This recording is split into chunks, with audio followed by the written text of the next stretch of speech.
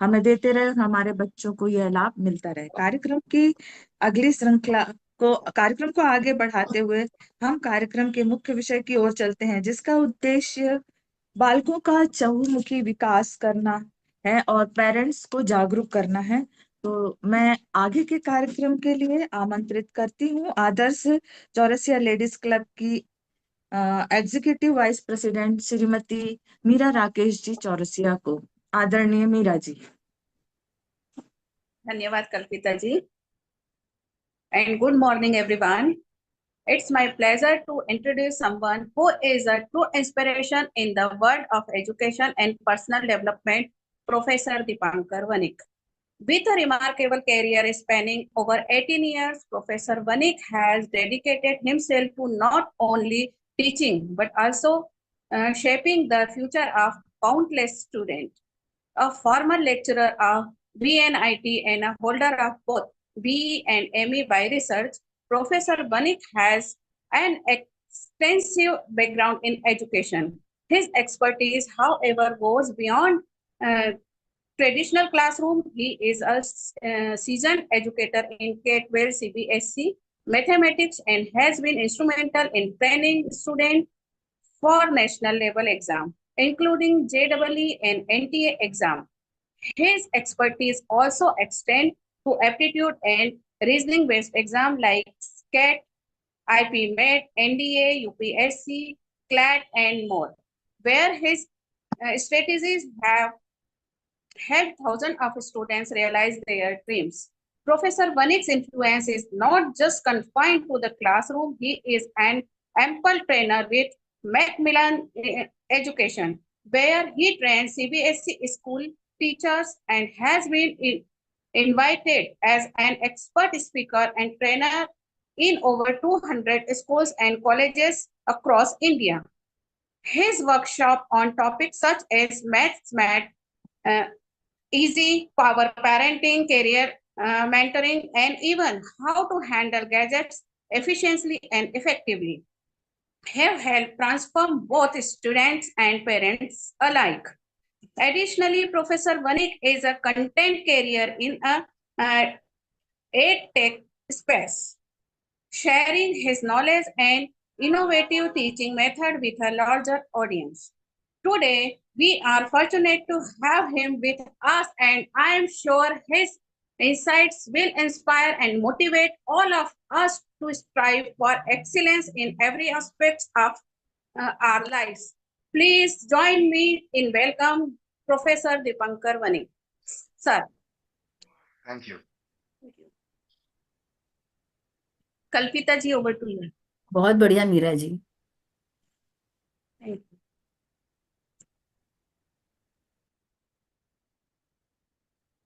धन्यवाद मीरा जी। अब मैं मोबाइल एंड स्टूडेंट्स के लिए बोलने के लिए परम आदरणीय श्री दीपांकर जी वनी जी को आमंत्रित करती हूँ। सबको, सब बड़ों को मेरा आदर और प्रणाम और बच्चों को मेरा प्यार। सबको जय हिंद। ठीक है, तो आज का कम्युनिकेशन थोड़ा समय सीमा को देखते हुए वन साइड जरूर रहेगा, लेकिन पहली बात तो मैं आप लोग को विजिबल हूं, मेरा प्रेजेंटेशन आपको विजिबल है और मेरी आवाज आपको सुनाई आ रही है कि नहीं, पहले ये थोड़ा बताइएगा अपने रिएक्शन से। All of you. Sir, yes sir. Yes, बढ़िया। तो Adarsh Chaurasia ladies club of India के जो प्रेसिडेंट है मिसेस परम आदरणीय मिसेस चरिता चौरसिया मैम, उनको मैं पिछले विगत करीब करीब 2012, मतलब ऐसा समझिए 12-13 साल से जानता हूँ, और उन्होंने मुझे ये मौका दिया है जहां पे मैं shocking facts of mobile use rather how to handle gadgets effectively and efficiently उसके ऊपर बोल पाऊं। और जैसे ज्ञान गंगा सीरीज में ये जो बाल महोत्सव 2024 ऑर्गेनाइज किया गया है, जिसमें हमारे जो आदरणीय महामंत्रीगण और जो भी पदाधिकारी है उन्होंने बहुत अच्छे से ऑर्गेनाइज किया है।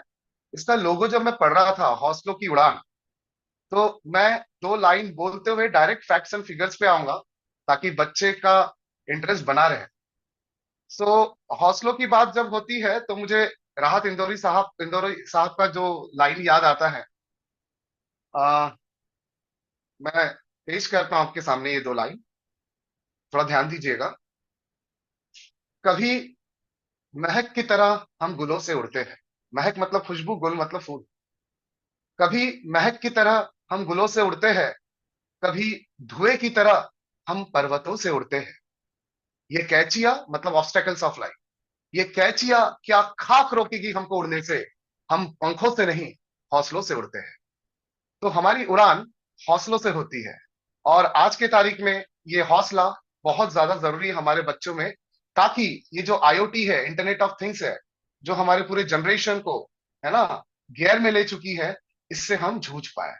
सो guys, are you ready for this session? Let me start. Let me share my PPT and let me go yes sir. ahead with today's series, right? So here we go. How smartphones are changing our brain, life and career. और इसमें एक add on रहेगा। मेरे पास समय सीमा जो ma'am ने बताया है, एक करीब करीब 45 मिनट्स का है। मैं राइट सरिता मैम, थोड़ा इसको कंफर्म कीजिएगा। सर टिल 11:45, मतलब 1 घंटे तक आप अपना सेशन ले सकते हैं, and that will be followed by 15 minutes question answer session.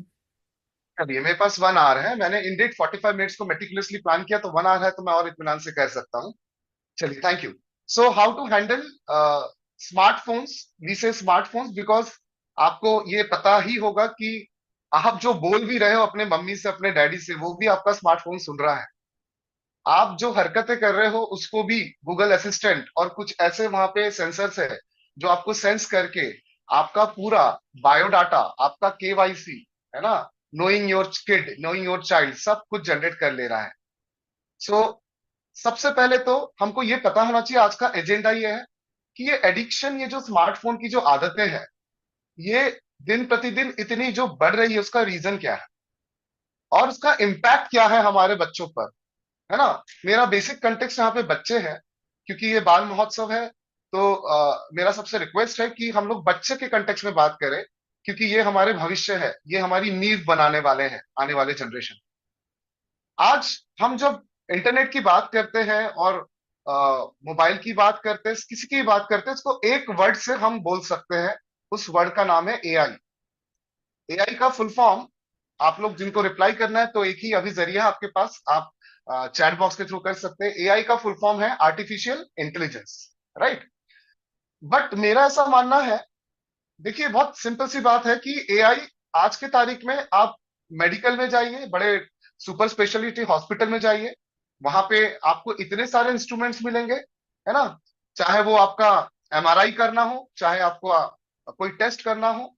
Automobile industry में देखिए, आजकल विदाउट मैन ड्राइवर वाला व्हीकल आ गया है। Finance, social media, gaming, agriculture. Agriculture में आजकल जो वो जो स्प्रिंकलिंग किया जाता है ना, फर्टिलाइजर का, वो ड्रोन्स के थ्रू किया जा रहा है। तो एआई ग्रेजुअली इवेंचुअली सभी चीज अपने हाथ में ले ले रहा है। बट मेरा एक स्पेशल मानना है, और शायद आप लोग भी मानोगे, अगर एआई वर्सेस एचआई बोला जाए, अब ये एचआई क्या चीज है? एचआई का फुल फॉर्म है, बोलिए, ह्यूमन इंटेलिजेंस। क्या है ह्यूमन इंटेलिजेंस? तो कौन बड़ा है? सिर्फ आप लिखिए अपने कमेंट बॉक्स में, एचआई बड़ा है, ह्यूमन इंटेलिजेंस जो स्वाभाविक रूप से मतलब ईश्वर ने हमको दिया, है ना, और एआई जिसे इंसान ने बनाया है, आर्टिफिशियल इंटेलिजेंस, जिसको हम लोग रोबोट्स भी बोल सकते हैं, रोबोटिक या ऑटोमेशन बोल सकते हैं। कौन सा बड़ा हो सकता है? देखते हैं चैट बॉक्स में आप लोग क्या लिखते हैं। एचआई बड़ा कि AI? Who is bigger? Let me find out. Very good. कुछ बच्चे लिख रहे एचआई, कुछ बच्चे लिख रहे एआई। देखिए एआई लिखने वाले की तादाद कितनी बड़ी हो गई। मतलब इंसान ये भूल गया कि जिस चीज को उसने पैदा किया वो उससे बड़ा बन जाएगा, बन सकता है, ऐसा उसको लगता है। देखिए इसका आंसर एकदम नेचुरल बात है कि सबसे बड़ा एचआई होगा, एचआई से बढ़कर कुछ नहीं होगा। इसका हम प्रूफ के साथ हम बात करेंगे, है ना। चलिए आगे बढ़ते हैं, हम लोग अपने एआई से आगे बढ़ते हैं। एआई का लेवल अभी इतना बढ़ गया है कि माँ के कोख में जन्म होने वाला बच्चा भी अभी कहाँ पे जन्म होगा? बाहर की दुनिया में जन्म। ये आपका जो मोबाइल एप्लीकेशन है, वो आपके बच्चों को, है ना, मैं इसका इसका ये कर, अभी देखिए, ये वोम है, माँ की जो कोख जिसमें हम सबने जन्म लिया है, ये आर्टिफिशियली बाहर पैदा बनाया गया, जिसमें जो कल्चर है, न्यूट्रिएंट कल्चर, माँ की कोख में जब बच्चा वो पानी में घूमता है ना, वही कल्चर इसमें भी क्रिएट किया गया। ये यूरोपियन कंट्रीज, जापान और कुछ यूरोपियन कंट्रीज में ये शुरू हो गया।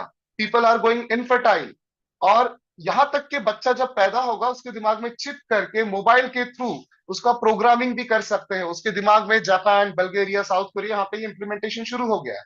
तो इस लेवल पे हम लोग एआई को देख रहे हैं कि हमारा बच्चा भी, है ना, मशीन की तरह पैदा होने लगेगा, जो बहुत बुरी बात है। अब मैं चाहता हूं कि इससे पहले कि मैं इस पे आगे बढ़ूं, ये कौन है, इनका नाम क्या है, ये इनको पूरी दुनिया जानती है, कौन है बेटा, इनका नाम लिखिए, शॉर्टकट में लिखिए, यानी उसका एब्रीविएशन, जैसे शाहरुख खान है तो SR के। ये कौन है? ये है आमिर खान जी। आमिर खान जी क्या बोलते हैं, मैं अपना ऑडियो ऑन कर रहा हूं, आप सुनिए। आई होप जब मैं ऑडियो ऑन करूंगा अपने PPT का तो सबको सुनाई आएगा। सिर्फ एक 30 सेकंड का वीडियो है, आप ध्यान से सुनिए, please focus on the video. अच्छा ये बताइए, जब से मैंने फोन बंद किया आपको सुनाई आया? मैम ये सुनाई आया जब से मैंने फोन बंद किया, ताकि मैं वीडियो सुना पाऊँ? सर वीडियो नहीं सुनाई दिया है। अच्छा, वीडियो नहीं सुनाई दिया, तो वीडियो की शेयरिंग जो होस्ट है वो बता सकते हैं क्या कैसा है? अच्छा चलिए मैं खुद बोल के दिखाता हूँ टाइम को देखते हुए, है ना। आमिर साहब क्या बोल रहे हैं वो सुनिए ध्यान से, है ना। ये वीडियो की शेयरिंग के लिए मेरे ख्याल से जब से मैंने फोन बंद किया है, आमिर सर बोल रहे हैं मेरे लाइफ में परिवर्तन कितने आए। मतलब 2 साल में जब उन्होंने मोबाइल फोन को बंद किया है ना, तो वो बंद करने की वजह से आमिर साहब बोलते हैं कि मेरी जो रचनात्मक है, मेरी जो सृजनात्मक है, मेरी जो क्रिएटिविटी है वो नेक्स्ट लेवल पे बढ़ गई। मैं अपने स्क्रिप्ट के ऊपर और अच्छा सोचने लगा, मैं इंडिड और बेहतर काम करने लगा। मेरे मूवी ऑस्कर के लिए नॉमिनेट होने लगे फिर से एक अरसे के बाद। मैं अपने फैमिली में वाइफ को माता जी को, अपने बच्चों को और फैमिली में जितने मेंबर्स हैं उनको हेल्दी समय देने लगा, और मेरा मेंटल हेल्थ और फिजिकल हेल्थ बहुत ग्रो हुआ, ऐसा आमिर साहब खुद बोल रहे हैं एक कोई तो भी लीडर्स टॉक में। ये कौन है बताएंगे? आज की तारीख में ये बहुत बहुत बड़े बज है, और टीनेजर्स इन लोग को बहुत अच्छे से जानने लगे हैं, बिकॉज इनकी उम्र ही है 18 साल। ये है द वर्ल्ड चेस चैंपियनशिप के विनर 2024 के, जिन्होंने बड़े बड़े दिग्गजों को पीछे कर दिया, है ना। नाम है इनका क्या, देखते क्या लिखते हैं आप लोग? Gukesh, very good. ये गुकेश जी क्या बोलते हैं, अगर मैं सुनाई तो नहीं आएगा तो कोई बात नहीं। गुकेश जी बोलते क्या है, I don't have any social media handles, as in जो फेसबुक होता है, या फिर आपका इसको भी हम लोग, I don't have any social media. My phone do not have. They have some handles, but my team is handling on my behalf. मैं खुद यूज नहीं करता। मैं अगर कुछ यूज करता हूं तो फिर YouTube में गाने देखता हूं for getting my self free, है ना। ना ही इंस्टाग्राम, ना ही ट्विटर, है ना, ना ही फेसबुक, सोशल मीडिया में हैंडल नहीं करता, ऐसा गुकेश जी बोल रहे हैं। इसका मतलब क्या हुआ, sometime I like to be on YouTube just for listening to songs, just for recreational activity. तो आप देख सकते हैं कि अगर ये बंदा 18 साल की उम्र में वर्ल्ड के एक बहुत बड़े मंजिल को, एक मुकाम को हासिल किया है, तो उसका रीजन क्या है? उनके दिमाग में जो गार्बेजेस भरे जाते हैं ये सोशल मीडिया के थ्रू, है ना, चाहे वो फेसबुक हो, इंस्टाग्राम हो, स्नैपचैट हो, ट्विटर हो, है ना, जो भी है ना, लिंक्डइन हो, इंडेड, है ना, यूट्यूब हो, ये सबसे जो गार्बेजेस है उसको पहले ही इन्होंने स्क्रीन कर लिया, और इनका फोकस चेस जो बहुत दिमागी कसरत से होता है उसमें ये वर्ल्ड में सबसे ऊंचा नाम हासिल किया। तो चलिए देखते हैं कि ये मोबाइल की उपज कैसे हुई, इसका इतिहास देखते हैं, है ना। अच्छा पहले तो मैं जानना चाहूंगा आप लोग को मजा आ रहा है सुनने में? So if you are getting interest in this session, you are finding some fun in it, F for fun लिखिए, या फिर I फॉर इंटरेस्ट लिखिए। F for fun, I for interest. आपको मजा आ रहा है बेटा? Are you enjoying? Yes sir, fun, fun, great. F and I कुछ लिख रहे हैं बच्चे, F and I, fun and interesting. तो मोबाइल का जमाना तो अभी आया आपको दिखता है, लेकिन इसका इतिहास कुछ इस प्रकार से, इसका बहुत बड़ा संबंध हमारे परिवार से भी है। पहले हम दो, हमारे 1 डजन हुआ करते थे, मतलब 1 डजन बच्चे। फिर हम दो हमारे आधे डजन पे आए, फिर हम दो हमारे 2 पर आए, है ना, 80s में, है ना। फिर ये आजादी के बाद का सीन है, 47 के बाद। फिर हम दो हमारे 1 आए, मुझे यकीन है यहाँ पे बहुत सारे बच्चे सिंगल किड होंगे। फिर ऐसे आए जिनको डिंक ग्रुप बोला जाता है, कि हम दो, हमारे कोई नहीं, मतलब हम मियाँ बीवी कमाएंगे और खुश रहेंगे। They are not MBBS. MBBS मतलब मियाँ बीवी बच्चों समेत वो खुश नहीं रहना चाहते, वो सिर्फ मियाँ बीवी बन के रहना चाहते। और 2023 में तो हाइट हो गई कि बच्चे लोग शादी भी नहीं करना चाहते, लोग क्या करना चाहते हैं, लिविंग इन रिलेशनशिप में रहना चाहते हैं। ये सब का श्रेय जाता है ये जो मीडिया है, जिसके थ्रू हम बात कर पा रहे हैं, जो हमारी बेनिफिट है। आज मैं नागपुर में बैठ के आप सब तक पहुंच पा रहा हूं, इसका रीजन ये इंटरनेट ऑफ थिंग्स ही है। बट अभी का जो जनरेशन है वो नेक्स्ट लेवल पे चले गया। वो बोलता मुझे दो जन की भी जरूरत नहीं है, it's me my self and I, जो है मैं ही हूं, है ना। मस्त मौला है, मैं अकेला ही सब कुछ कर सकता हूँ, मतलब उसको किसी चीज की जरूरत नहीं है। ये अकेलापन बच्चों के लिए इतनी बड़ी बीमारी बन रही है, पूरे देश विदेश में, भारत में भी आया है, हम बताते हैं। आपको जान के हैरानी होगी, जापान जो पृथ्वी वर्ल्ड का सबसे डेवलप नेशन है, वहां पे हाल ही में एक डिजीज बहुत प्रीडोमिनेंटली पाया गया लोगों में। उस डिजीज का नाम है हिक्कोकोमोरी। क्या नाम है बच्चों? हिक्कोकोमोरी। हिक्कोकोमोरी इज अ जापानीज नेम। ये मॉडर्न डे हर्मिट्स बोला जाता है। ये कोई साधु संत नहीं है या फिर कोई योगी नहीं है कि जंगल में जाके एकांत में ओम नमः शिवाय कर रहे हैं। ये वो लोग हैं जिनका पूरा फोकस गैजेट में इतना बढ़ गया कि इनको लोग पसंद ही नहीं आते। और इनको जब लोग पसंद नहीं आते तो नेक्स्ट सिनेरियो क्या है, ये घर में अपने आप को एक जगह बंद कर लेते हैं और वो अपना समय गैजेट के साथ अपने साथ बिताते हैं। उनको लोगों से दूर, मतलब पास जाना पसंद नहीं है, मतलब पसंद नहीं है। ये जापान में यूथ में इतना बढ़ गया कि जापान में मिनिस्ट्री ऑफ लोनलीनेस करके एक मिनिस्ट्री बनाया गया, मतलब अकेलापन का मिनिस्ट्री, मंत्रालय जिसको बोल सकते हैं। और जिसको टैकल करने के लिए उन लोग जूझ रहे हैं। इंडिया में हिक्कोकोमोरी के अब तक के 8 केसेस पाए गए हैं। और ये 8 के कब 800, कब 8000, कब 8 लाख हो जाएंगे ये पता नहीं चलेगा, क्योंकि हम लोग कंटिन्यूअसली मोबाइल पे रहते हैं। अब इसका दूसरा साइड है ना, ये थोड़ा बिट डार्कर साइड है। पहला वाला ठीक था, चलो अकेलापन, लेकिन ये तो बहुत ही डेंजरस है। आपने कभी सुना है एक गेम, 2000 शायद 15-16 की बात है, जिसका नाम है ब्लू वेल गेम। वो आपको ना 50 कुछ चैलेंजेस देता है ना। जैसे आपको 4:20 को उठना है, हॉरर वीडियो देखना है, आपको अपने चैलेंजेस देता है बच्चों को, है ना। आपके अपने आर्म्स को ऐसा ब्लेड से कट करना है ना। आपको क्या बोलते, कहीं से कूदना है, ऊंची जगह से कूदना है। ऐसा कर करके अलग अलग टास्क करते करते, लेवल करते करते आखिर में बच्चों को मजबूर करता है कुछ ऐसी एक्ट करने में जिससे वो अपने जान से हाथ धो बैठे। इसको बनाने वाला जो पर्सन है वो मात्र 22 साल का एक रशिया का बंदा है। और ये रशिया के बंदे का नाम है एक ये फिलिप का बुडिकिन करके एक बंदा है, जिसने इस साइकोलॉजिकल स्टूडेंट होने के बाद उसको निकाला गया। कहाँ से निकाला गया? उसके कॉलेज से निकाला गया। और उसने बदले की भावना में ये ब्लू वेल गेम्स निकाला। और ब्लू वेल्स ने उस साल से लेके 2 साल तक जब चला तो करीब करीब 50 लोग इसके शिकार हो गए। और 2000 शायद 19 या 17 की बात है, साउथ के कुछ 2 बच्चे भी इसके शिकार हुए, है ना, इंडिया से। और इसका प्रोपेगेंडा भी बहुत हुआ। तो ब्लू वेल जैसे सुसाइड चैलेंज वाले गेम अब एक नहीं सैकड़ों आ चुके हैं, जिसको हम लोग गूगल प्ले स्टोर बोलते हैं, उसमें सैकड़ों आ चुके हैं। और ये गेम सबके लिए डेंजरस है, सिर्फ बड़ों के लिए, बच्चों के लिए नहीं है, बड़ों के लिए भी डेंजरस है। इसका रीजन ये है, ये अकेलापन का, ऐसे गेम्स खेलने का, ये जो वक्त था जब हम एक साथ बैठ के खाना खाते थे, एक साथ बैठ के शेयरिंग का समय निकालते थे, ये मोबाइल की वजह से इतना कम हो गया कि आज आप खाते वक्त भी देखना सबके हाथ में अपना मोबाइल रहता है। और आप अपने खाने से ज्यादा मोबाइल पे ध्यान देते हो। अपने जो नियर एंड डियर वंस है उन पे तो ध्यान तो बहुत दूर की बात है, आपका जो खाना है जिससे आपका शरीर बनता है उस पे भी आपका ध्यान नहीं रहता। अब ये जो इलेक्ट्रॉनिक गैजेट है ये भी रातों रात डेवलप नहीं हुआ।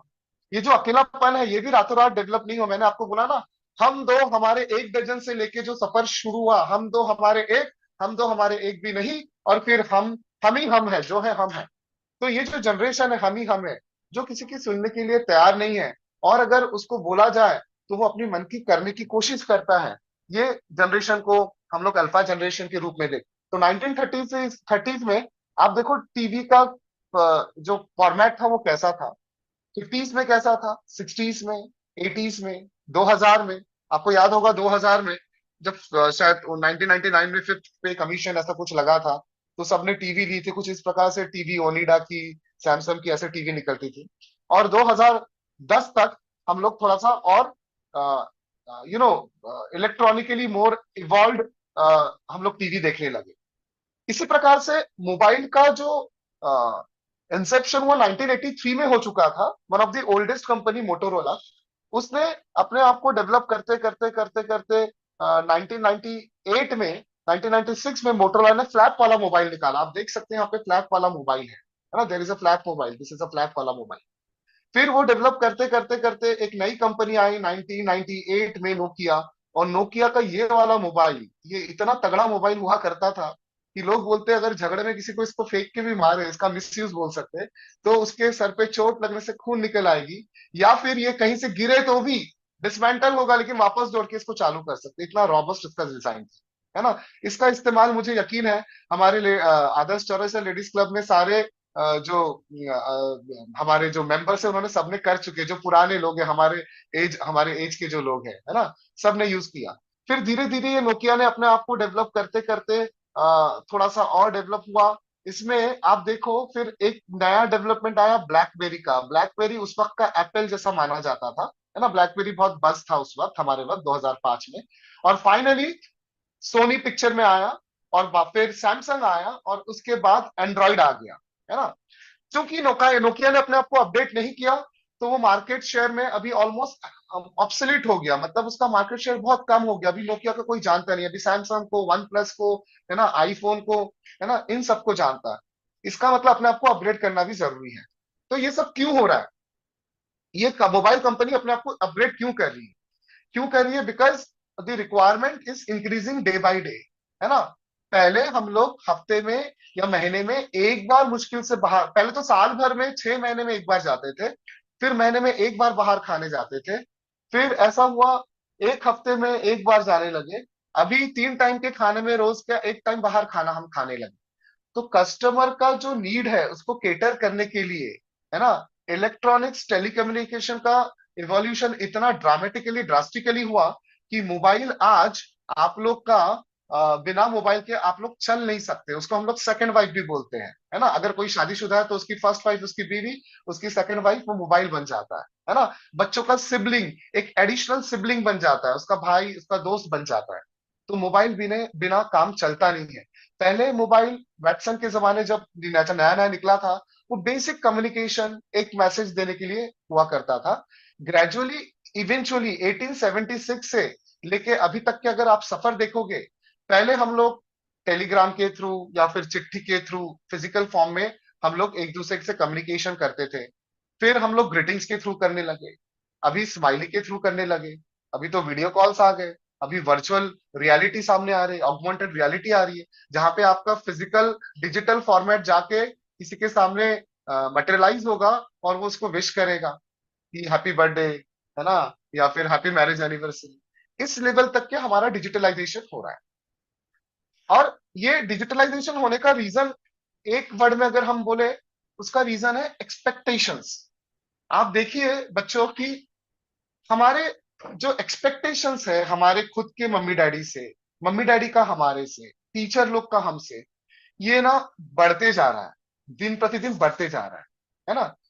1990 में हमारे वक्त सिर्फ ग्रेजुएट होना, मेरे पापा के वक्त तो 10th पास हो गए तो बहुत बड़ी बात थी, 10th पास वालों को बुला बुला के गवर्नमेंट जॉब देती थी, ऐसा मैंने सुना, है ना। I hope this is correct. मेरे पापा, मेरे लोग बोलते थे, मैं 9वीं कक्षा पास होने के बाद मुझे ऑफर आने लगे भारत सरकार के अलग अलग यूनिट से, है ना। मेरे पापा ने जियोलॉजिकल सर्वे ऑफ इंडिया में काम किया है, जीएसएल, है ना।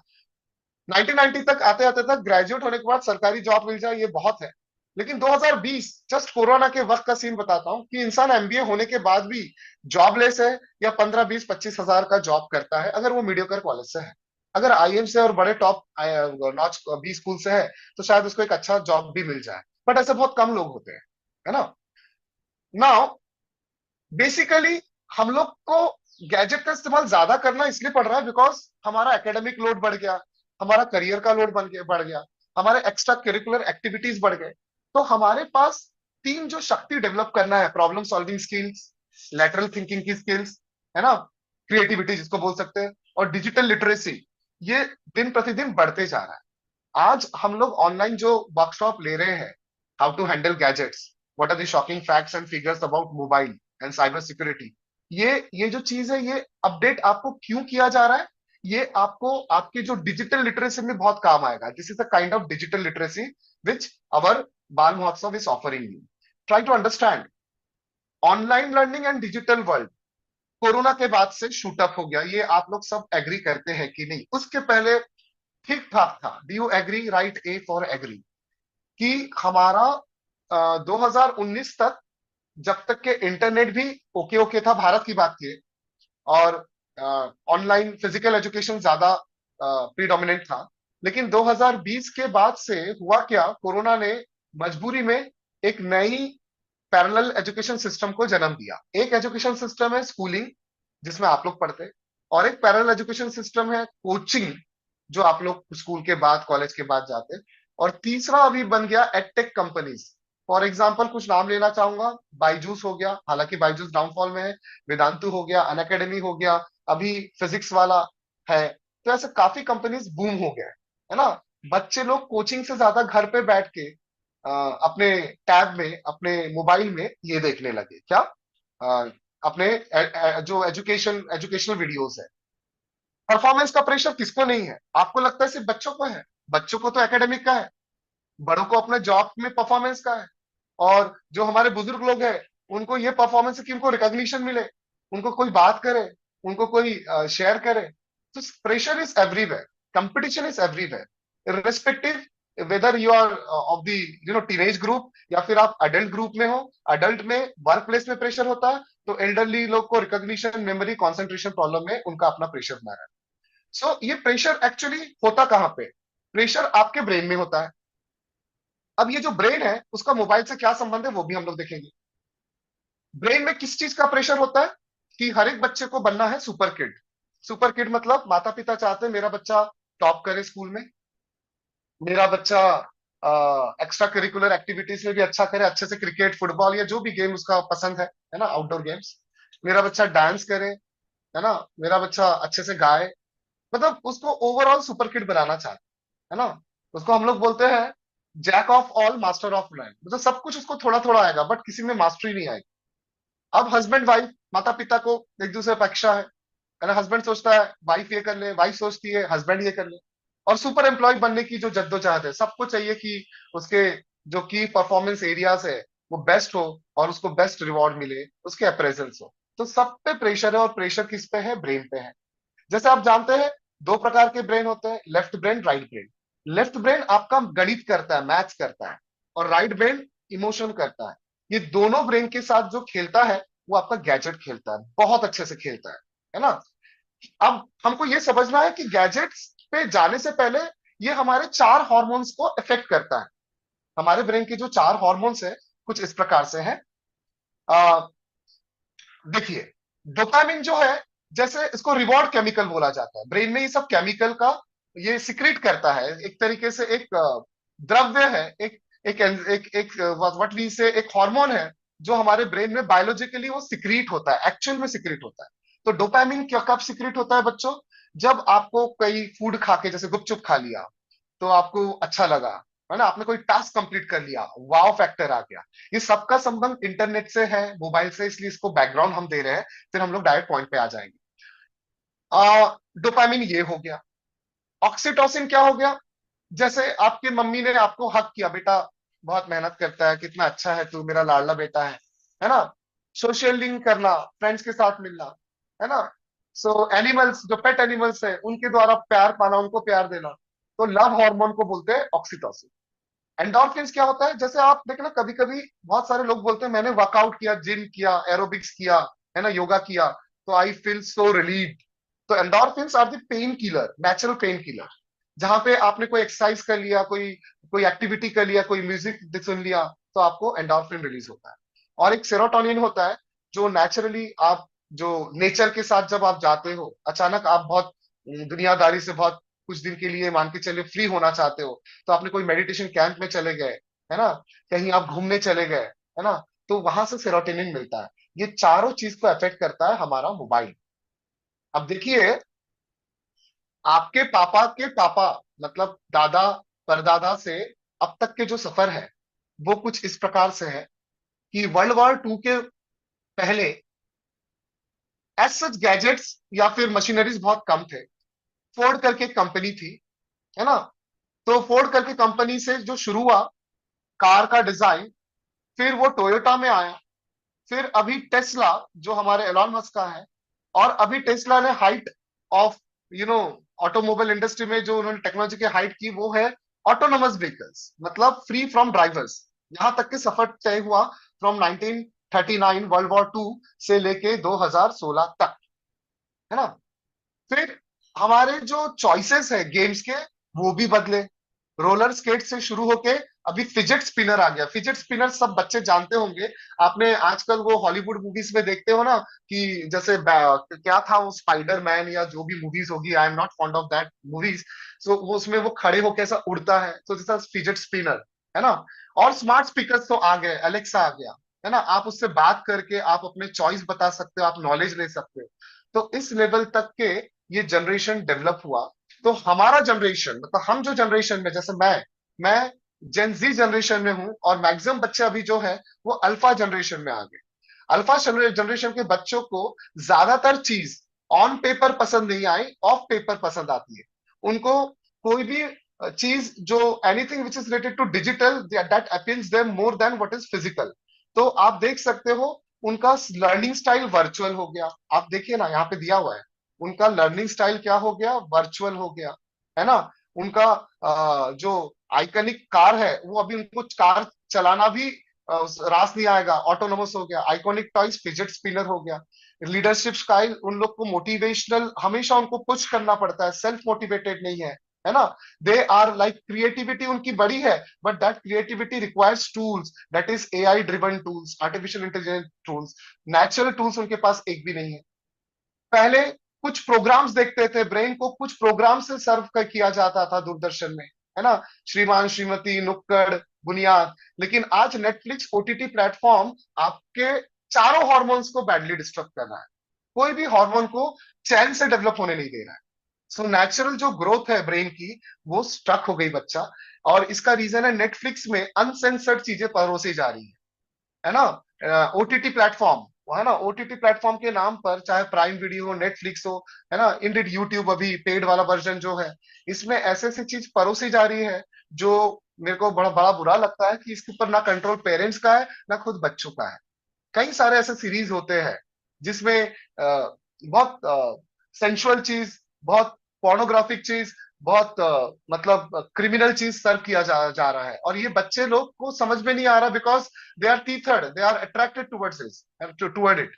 और पेरेंट्स लोग को लगता है नेटफ्लिक्स में ही तो देख रहा है, कोई सीरीज ही देख रहा होगा, अपना माइंड फ्री कर रहा होगा। बट आपको नहीं पता उसमें कितने सारे अनसेंसर्ड चीजें हैं। तो गाइस, हम लोग जो जनरेशन में एंटर कर चुके 2025, वो है जेन अल्फा जनरेशन। और इसके पहले वाला जनरेशन अगर देखोगे, वो हमारे बुजुर्ग के बुजुर्ग और हम, वो मिलेनियर और जेनजी थे। तो जेन एक्स, जेन वाई, जेन जेड, ये अभी आउटगोइंग है। अब जो हैपनिंग है वो जेन अल्फा है। तो चलिए अब शुरू करते हैं हमारे मोबाइल फोन के जो प्रॉब्लम्स है। आपकी जानकारी के लिए, आप जब सुबह उठते हो तो ज्यादातर आप क्या करते हो? ऐसे करके रामदेव जैसे ऐसा हाथ रखते हो, या फिर एक ग्लास गर्म पानी पीते हो, या फट से वॉशरूम जाते हो, या फिर ब्रश योर टीथ करते हो, या फिर आप फट से मोबाइल देखते हो, भाई आज क्या है mobile. So as per result, आप मानोगे नहीं। आप देख सकते हैं डायग्राम, ये डायग्राम का अधिक अधिक जो अंश है 44%, वो ये कलर का है। इसको पाई चार्ट बोलते हैं। मैं मैथमेटिक्स का टीचर हूँ। बड़े बड़े जो कंपनीज है उसमें पाई चार्ट हिस्टोग्राम से एक्सप्लेन करते हैं। आप देख सकते हैं 44% को ये क्यूरोसिटी रहती है, भाई कौन सा व्हाट्सएप मैसेज आया, इंस्टाग्राम के पोस्ट में लाइक आया कि नहीं, है ना। सो 61.4% adult across world are now addicted to smartphones while they wake up in the morning. So yes class, now comes some eye openers.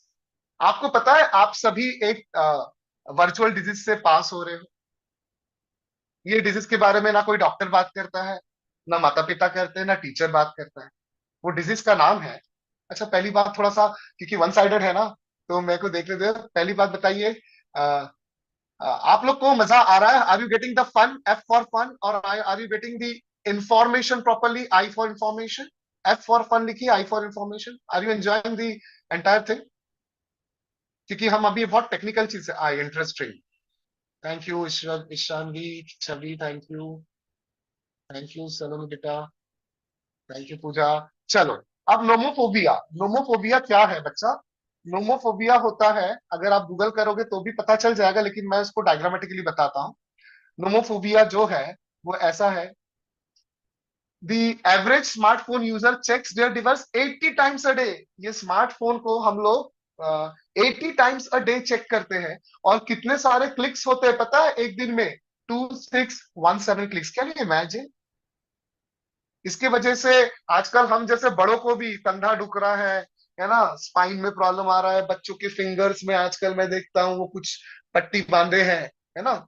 सो आप लोग के पास डिजिटल वेलबींग चेक करने का तरीका होता है ना, जो हम लोग बात करेंगे अभी। अगर आप देखोगे, एवरेज में 2 घंटे 15 मिनट अ डे लोग बिताते हैं। लेकिन टीनेजर्स या बिलो जो एडोलेसेंट बच्चे हैं, उनका धीरे धीरे बढ़ रहा है, 2 से 3 घंटा, 3 से 4 घंटा भी हो रहा है।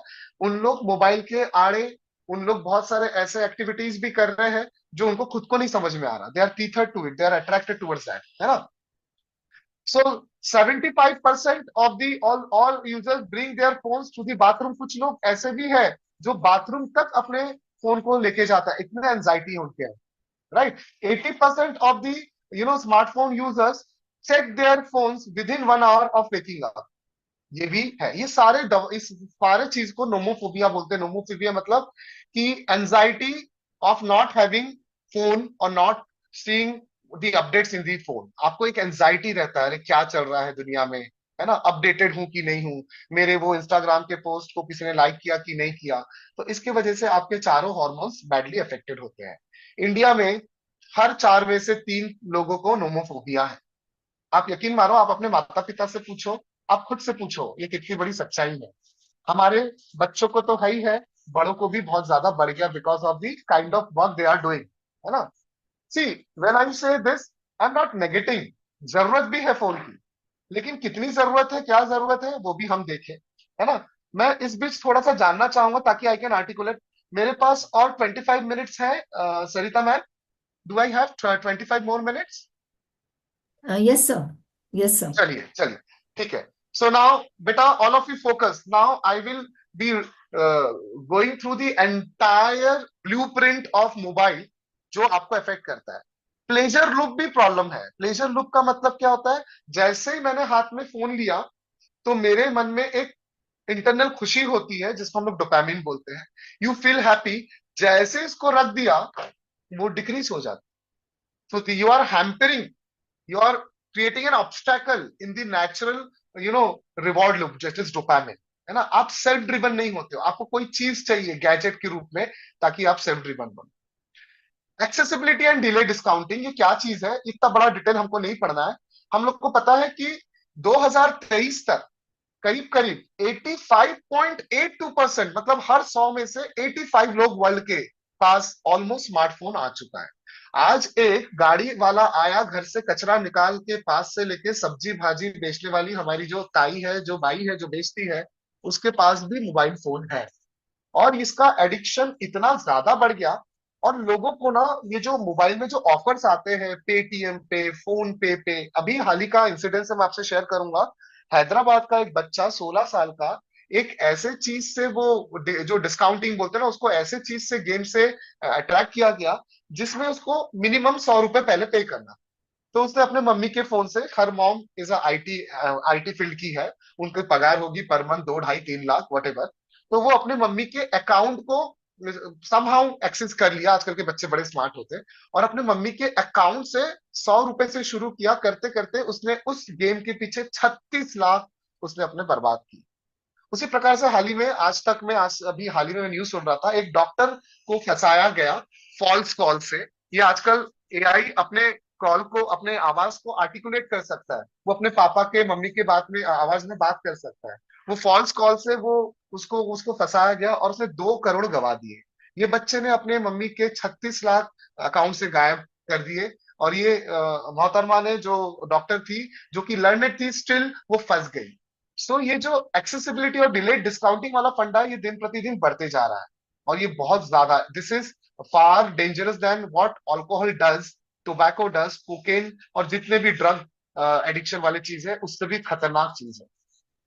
सो अब आप जानना चाहोगे तो सर क्या हुआ? ये तो कॉजेस हो गए। What are the impacts of overuse? Can you believe, धीरे धीरे हमारे बच्चों का शॉर्ट टर्म मेमोरी लॉस हो।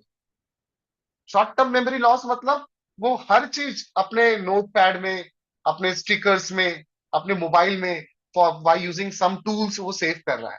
सो अगर आप देखोगे, there is something called cognition. ये वर्ड को थोड़ा सा समझिए। Cognition is what? Is the process of acquiring, applying knowledge through thought, experiences and senses.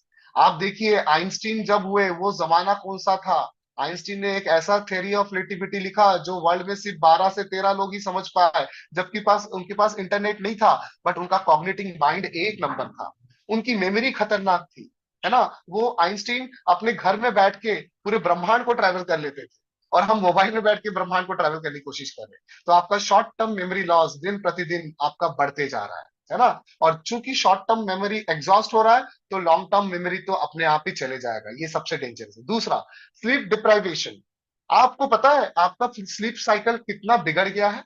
क्योंकि जो फोन स्क्रीन से जो रेज निकलती है, वो आपके आंखों में, हाल ही में मेरी जो रियल सिस्टर है, हैदराबाद में रहती है, हमारे पूरे खानदान में, इतिहास में कोई भी जेनेटिकली बचपन में 5-6 साल में किसी को ये नहीं लगा, क्या बोलते, चश्मा नहीं लगा। बट वो शुभम, उसका नाम समर्थ है। समर्थ बहुत प्यारा बच्चा है और बहुत एक्टिव है। बट उसके मोबाइल फोन के यूज करने की वजह से, स्क्रीन की वजह से, उसको अच्छा खासा अभी चश्मा लग गया। और ऐसे बहुत सारे बच्चों को लगने शुरू हो गए। स्लीप डिप्राइवेशन का सबसे बड़ा रीजन है exposure to doubt electromagnetic waves, जो आपके ब्रेन को बैडली अफेक्ट करते हैं। ये बढ़ गया। मायोपिया, मायोपिया ये डॉक्टर का टर्म है, मतलब मेडिकल टर्म है। शॉर्ट साइटेडनेस बोलते हैं, शॉर्ट साइटेडनेस। क्योंकि ज्यादातर हमारा मोबाइल का डिस्टेंस ऐसा होता है, it is badly affecting our site, है ना। मायोपिया का जो केस है 2000 में, देखो कितना कम था, और 2030 में अभी कितने ज्यादा तादाद में बढ़ गया। ये मिलियंस में, हाँ, ये मिलियंस में है ना। ये करीब करीब 500 मिलियंस पे बढ़ जाएगा। और 2025 में आप देख सकते हो 1000 मिलियन लोगों को ये मायोपिया इफेक्ट होगा। मतलब all the people in the world will be wearing the specs at a very right age, at a very early age. So myopia का प्रॉब्लम बढ़ गया लोगों का। अब ये चीज क्या है? आप देखिए, ये चारों लोग मेंबर्स बैठे हैं, फबिंग फबिंग कर रहे हैं। फबिंग का मतलब होता है the habit of snubbing physically present person in favour of a mobile phone. मतलब आपको फिजिकली प्रेजेंट से ज्यादा आपका मोबाइल फोन पे आपका ज्यादा ध्यान रहेगा। और ये वाला इश्यू तो सबके साथ बढ़ गया है, इंडेड हमारे साथ भी बढ़ गया है ना। सो इसके वजह से आपको अदर इश्यूज क्या आते हैं? Pain in fingers and wrist, shoulder में आपको प्रॉब्लम आता है, हियरिंग लॉस होता है। बहुत सारे हियरिंग लॉस के अभी केसेस सामने आए, है ना। एयरबड्स इज गुड, बट उसमें साउंड कंट्रोल भी होना। सिक्योरिटी रिस्क बढ़ गए, आपके केवाईसी रिवील होने लगे, है ना। एकेडमिक लॉस होने लगा, फोकस कम होने लगा, बच्चा एंजाइटी बढ़ गया, शॉर्ट टेम्पर्ड होने लगा। यहां तक कि इस चक्कर में बच्चों के एक्सीडेंट और बड़ों के एक्सीडेंट भी होने लगे। So what are the methods to overcome बेटा? सबसे पहले आप लोग एकदम शॉर्टकट में बताएंगे बेटा, इसको ध्यान सुनो। आप लोग अपने एप्लीकेशन, जो अलग अलग एप्लीकेशन है, उसको लॉक करना सीखो, ताकि कोई बाहर का फिशिंग एक्टिविटी इसमें ना हो, है ना। उसको लॉक करना बहुत जरूरी है। आइस के लिए आप लोग थोड़ा सा नाइट मोड, और एक दो मोड होते हैं, बट नाइट मोड बहुत आंखों के लिए ना बहुत ये होता है, मतलब सूदिंग होता है नाइट में। उस मोड में यूज करो। या फिर आप लोग क्या करते हो, एकदम फुल इसमें रखते हो, आप लोग अपना पूरा फुल सनलाइट इसमें रखते हो, वो बहुत डेंजरस है ना, आंखों के लिए। और सोने के, ऐसा नियम है, सोने के कम से कम 1 से 2 घंटे पहले मोबाइल को हाथ मत लगाना। अगर हाथ लगा लिया तो ये आपके ब्रेन को बैडली अफेक्ट करेगा। यहां तक वो कार्सिनोजेनिक भी हो सकता है, मतलब कैंसरस हो सकता है। फबिंग का मतलब, अगर आप मॉम डैड के साथ खाना खा रहे हो, बात कर रहे हो, तो तब मेक श्योर आप फोन को क्रॉस करो और कहीं बाजू में रखो। और आजकल ऐसे ग्लासेस आ गए जो स्क्रीन से जो रेज है उसको रिफ्लेक्ट कर देते हैं। उसके लिए थोड़ा सा आपको वो प्रॉपर्टी अपने ग्लास में यूज करना पड़ेगा while going through those gadgets. और आप लोग फोन का अलार्म यूज मत करो, नॉर्मल जो ट्रेडिशनल अलार्म है वो यूज करो। और स्क्रीन टाइम आप लोग अपने सेटिंग में जाके देखना, डिजिटल वेलबींग करके है, तो आपका डिजिटल वेलबींग रोज का एवरेज में 1.5 आवर्स आना चाहिए। इससे ज्यादा आप लोग मोबाइल में रहोगे तो आपको ये सारे प्रॉब्लम जाएंगे, memory loss, hearing loss, myopia, है ना, शॉर्ट टर्म ब्रेन मेमोरी, इस सब में आपको प्रॉब्लम जाएगा बच्चा। तो ये सारे जो चीज है ये आप लोग को ध्यान में रखना है, इसका आप स्क्रीनशॉट ले सकते हो। This is okay guys? I am getting, is this getting informational? I for information लिखिए। आपको समझ में आ रहा है, इंफॉर्मेशन मिल रही है? राइट। देखो, आप कहीं ना कहीं समझ रहे हो मैं जो बोल रहा हूं, है ना। मैं हालांकि आपसे because of the constraint interact नहीं कर पा रहा हूं, लेकिन आप मेरी भावना को समझो कि ये सब चीज डुएबल है ना। ऐप लॉक कैसे करते हैं आजकल के बच्चों को बताने की जरूरत नहीं है। पासवर्ड प्रोटेक्ट कैसे करते हैं बच्चों को बताने की जरूरत नहीं है। डिजिटल वेलबींग कैसे चेक करते हैं ये भी आप लोग को पता है। So you should be doing all this practically, regularly, है ना, रिलीजियस। नेक्स्ट, नेक्स्ट है, देखो क्या हाल है, ये दुनिया है। एक मिनट, हाँ, ये हमारी दुनिया है। क्या दुनिया है? कि जो गार्ड है वो भी मोबाइल फोन में बैठा हुआ है, और जो लोग हैं वो भी मोबाइल फोन में हैं, और ये दुनिया इस प्रकार से जा रही है। And we are doing the same. Nobody is paying heed to the, मतलब जो जरूरत की चीज है उस पर कोई ध्यान नहीं दे, है ना। बच्चा भी वही सीख रहा है। So this is going on and on बेटा, और ये आज से नहीं, बहुत पहले से शुरू हो गया। इससे बचने का जो तरीका है वो तरीकों को बोला जाता है साइबर सेफ्टी। क्या बोला जाता है बच्चों? Cyber safety. साइबर सेफ्टी में staying safe online, staying safe online,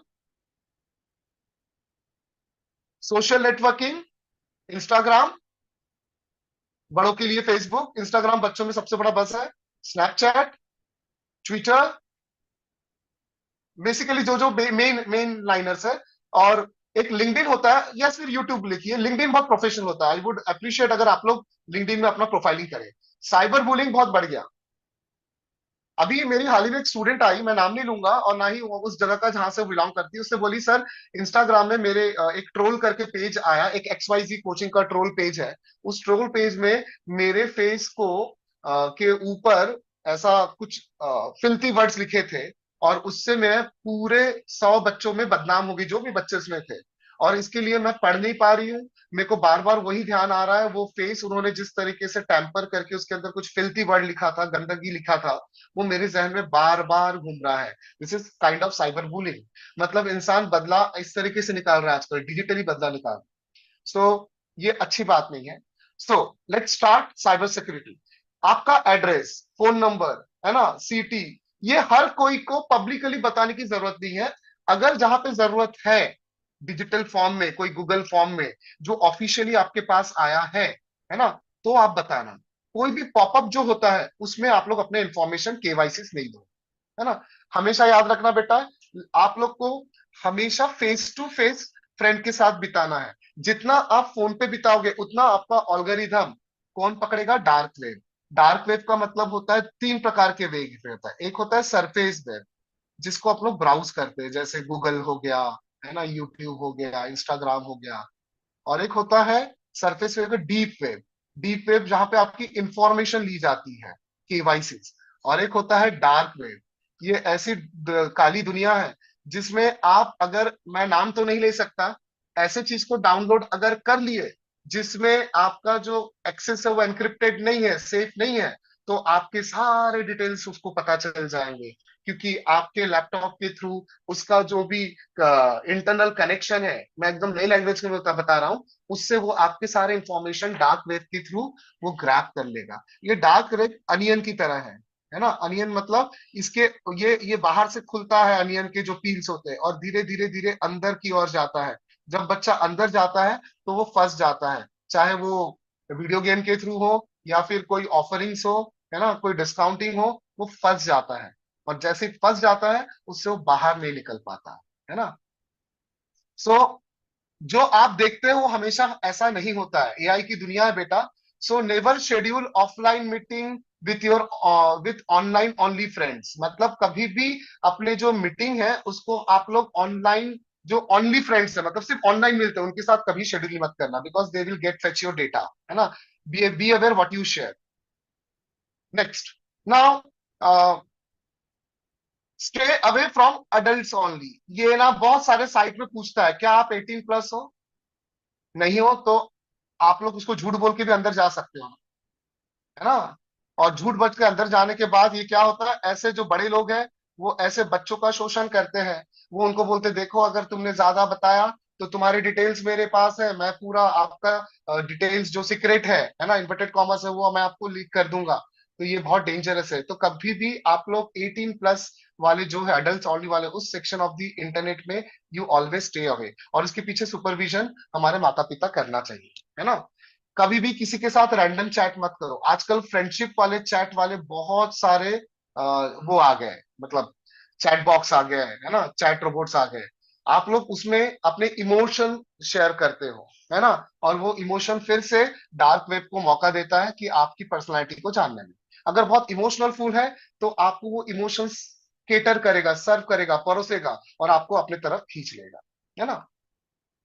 so guys, choose your friends, only friend वही दोस्तों को चुनो जिनको आप अच्छे से जानते हो, है ना। कंटेस्ट, किसी के कंपटीशन में मत जाओ, है ना। कंपटीशन मतलब ऑनलाइन कंपटीशन में ज्यादा पार्टिसिपेट नहीं कर रहा हूं, अनलेस अनटिल ये स्कूल बेस्ड हो या सम कोचिंग बेस्ड हो, या जैसे हमारे आदर्श चौरसिया लेडीज क्लब है उनके उनका बेस्ड हो जो नोन है। अननोन कंटेस्ट में एकदम आप मत पढ़ो क्योंकि डिटेल्स उनको पता चल जाएंगे। सो सोशल नेटवर्किंग को आप लोग कन्फाइन करो फिजिकल फ्रेंड्स, है ना। फोन नंबर्स पोस्ट मत करो। पोस्टल एड्रेस ऐसा आजकल लिखते हैं, I bought new iPhone series 16 और 17, I change my number is 9XXX, है ना। Please take a note of this. क्यों क्यों पूरे गांव वालों को बताना जरूरी है बेटा? ये ये क्या कर रहे हो आप अपना, आप ये भी बताते हो I am now located in Mumbai at this place. क्यों आप उसको पूरे चांसेस दे रहे हो कि वो आपको ट्रैप कर पाए, है ना।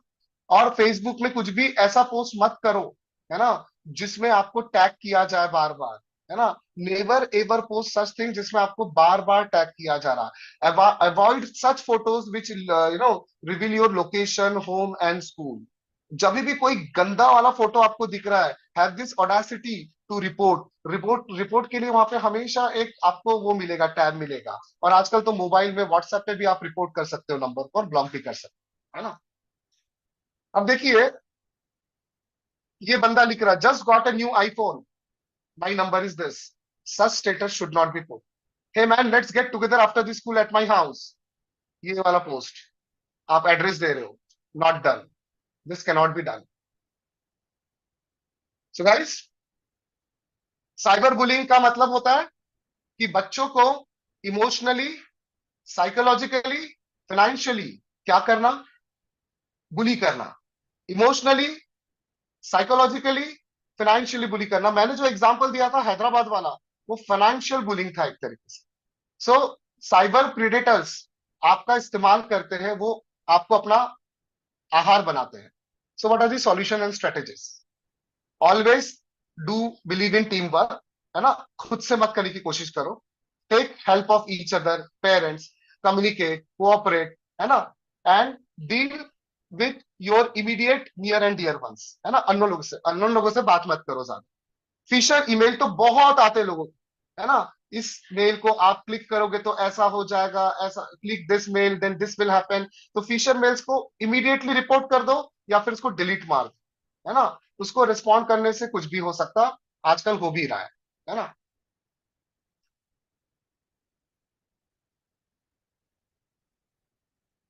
अच्छा, और एक चीज, ये बहुत इंपॉर्टेंट चीज है, आप इस HTTPS से आप बिगिन करना अपना वेब ब्राउजिंग।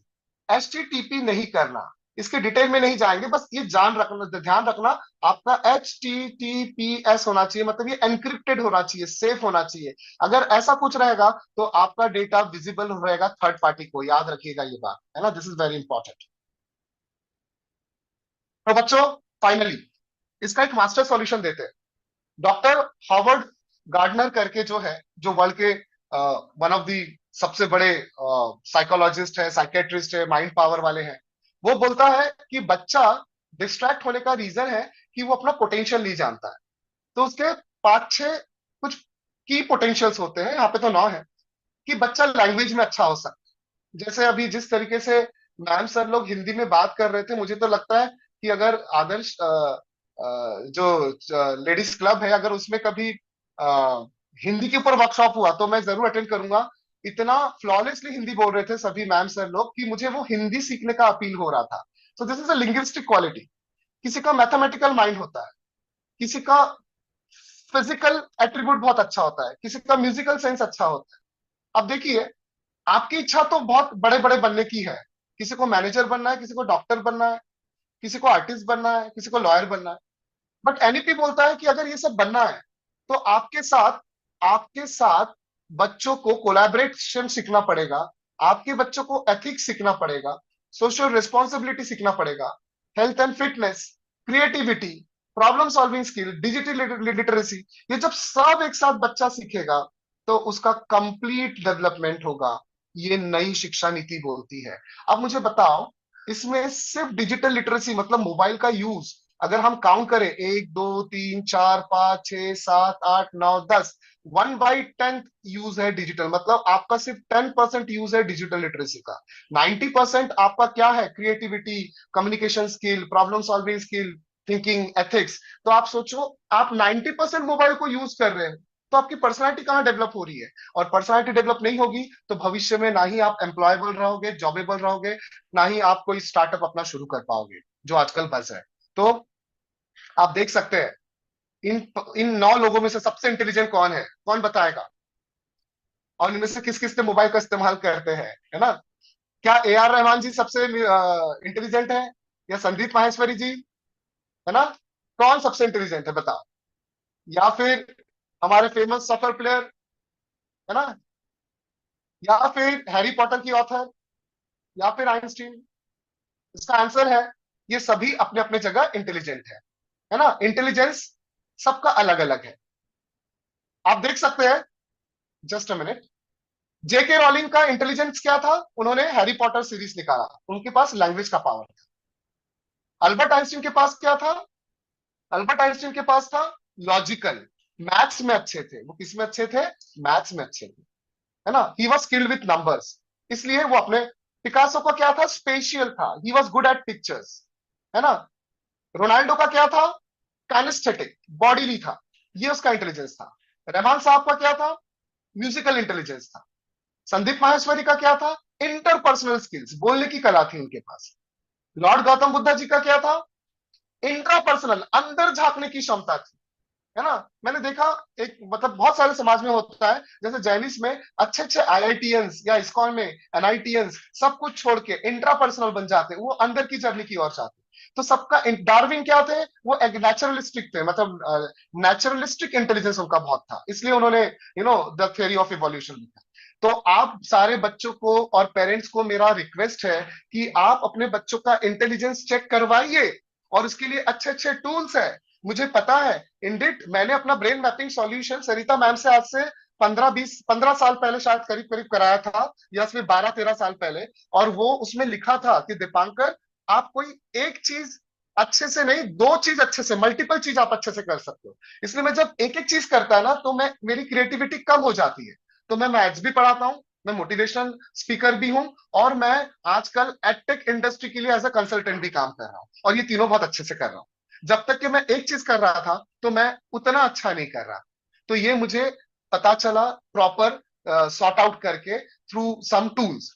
तो yes class, the universal success mantra for all of us to save ourselves from the evil effects or ill effects, adverse effects of gadgets is that we develop our intelligent quotient, we develop our emotional quotient.